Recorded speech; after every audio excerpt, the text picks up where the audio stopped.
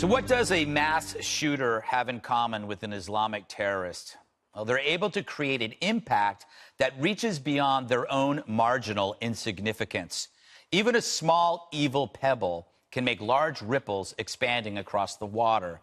A loser can kill his way to fame with a bomb, a truck, or a gun.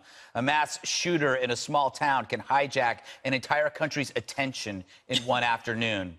It's the same mechanism, creating an impact beyond one's statistical importance.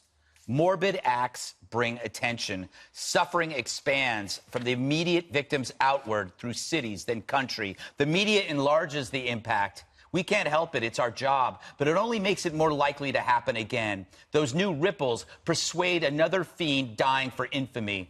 Why do celebrities unleash attention-grabbing tantrums after a shooting? Perhaps they wish to create an impact beyond their minor importance, too. The only solution, recognize what underlies the crime, a thirst for infamy, then deny it. And then laud the citizens out there willing to risk their lives, preventing further bloodshed. That's the silver lining in this very ugly cloud. The local heroes who risked it all to stop the horror. A good guy with a gun and a good guy with a truck. Two things the media hates. Despite being terrified, a nearby Stephen Williford grabbed his gun and shot the fiend through his body armor. Johnny Langendorf then gave chase, accelerating the ghoul's demise, the coward who killed himself. It's still pretty awful, but at least this pair made it slightly less so. Those are pebbles that deserve the wider ripple, two pebbles with the impact of a million rocks. Here's tape of Johnny Langendorf, who was the guy who chased down the suspect and drove him to suicide. I pulled up on the intersection and I saw the shooter coming from the cars, actually right outside the church that were parked. His vehicle was parked, door open, engine running, and him and the neighbor across the street were both coming out about the same time, exchanging fire. And as he came up, I never got a look at him. I never really saw him. I saw the gunfire. The shooter got in his truck. The gentleman with the rifle came to my truck as the shooter took off, and he briefed me quickly on what had just happened and said that we had to get him, and so that's what I did.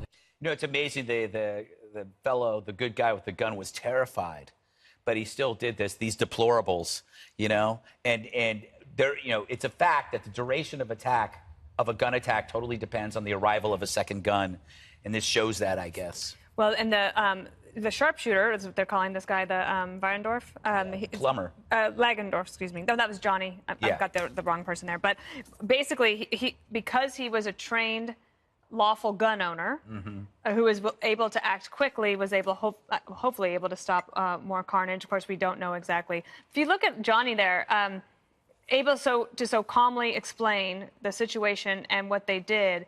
And you do have to wonder, if you were in that situation, could you have been as brave? And I think in these communities, they figure that they have no choice, right? Because if they waited for the police officers, you're in a rural area, it could take another 45 minutes to an hour to get to him. Jesse, that's an important point. I just thought of that. I mean, you thought of that, and I'm stealing it. But the fact that these folks have to have guns because this is a population, I don't know, of about 400, 800 people. I'm not sure.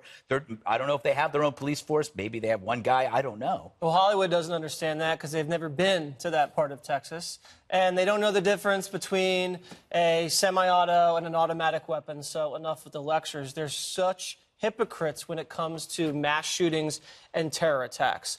Look what happened in New York City. After that happened, you had a Muslim kill a bunch of innocent people, and the Hollywood people said, you know what, let's not attack Islam.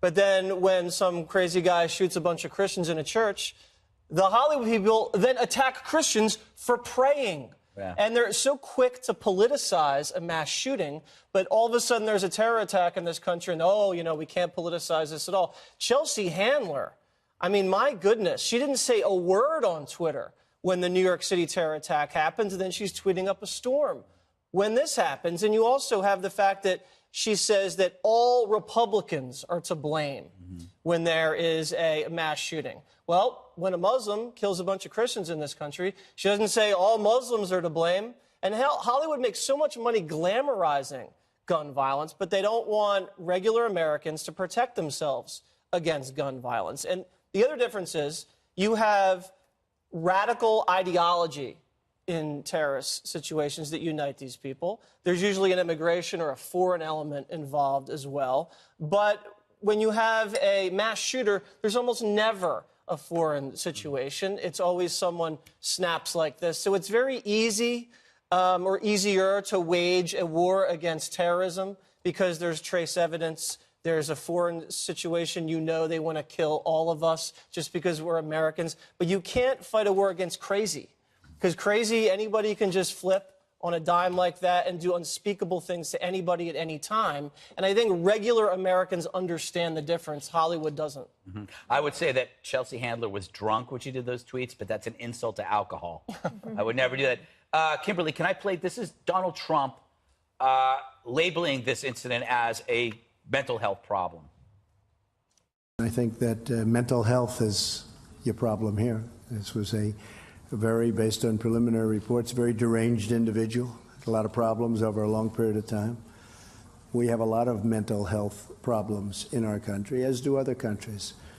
But this isn't a guns situation. I mean, we could go into it, but it's a little bit soon to go into it. But fortunately, somebody else had a gun that was shooting in the opposite direction. Otherwise, it would have been as bad as it was. It would have been much worse. So he's kind of like focusing on not the tools, but the intent. Yeah. So you have a person who is mentally ill with a gun, and then you have a person who is a good person with a gun. I'm not so sure, though, that once you label it a mental health problem, what can you do next? Because a lot of people miss, like I think half the shooters during Obama's presidency had sought psychological help, and nobody caught them beforehand. Well, that's what makes it extremely challenging, right? Yeah. When people struggle when they want to like grasp at something and say, okay, let me explain this, let me make sense of it. And yes, if it's your ideology and you're against, gun ownership and you want to right away have your kind of quick trigger response to mass shootings is, blame the weapon or the implementation, of evil, whether it's a vehicle, whether it's a gun, etc. But in this situation, I mean, the laws were, followed. He wasn't allowed to carry. He was allowed to own a weapon, but not to carry on his person. So he was violating the law there. It's clearly an individual who has a very disturbed past, assaultive conduct, domestic violence, you name it, okay? A lot of anger directed at his former in-laws, at Christians, at the situation with what happened with the military, where he blamed his ex-wife. So this is somebody who had made these kind of threats before. So yeah, it's the exact type of individual that you don't want to be in a possession of a weapon like this. But nevertheless, I mean, it's a tragic, situation. And he was very angry about that church and about Christians and an atheist. And there's a whole host of things here that sort of came together in a perfect storm of violence and horrific loss of life. I just think you've got 330 million people. How do you handle, you don't know how can you predict something like that? There are a lot of people who don't like their in-laws. 99.99% do not go and kill a church full of people because they don't like their in-laws. But I want to ask you something about why this debate afterwards never seems to go anywhere. Because immediately after, people impugn other people's motives. They say you have blood on your hands. They say if you're part of NRA, you have blood on your hands. There's never any factual backup to these smears, and it doesn't help. And it's like, if we want to talk about something, rather than predictably choosing our sides, wouldn't it be better, instead of impugning our motives, talking about it, right? Of course, but the larger point is the one you made at the very top, which is nothing ever gets done.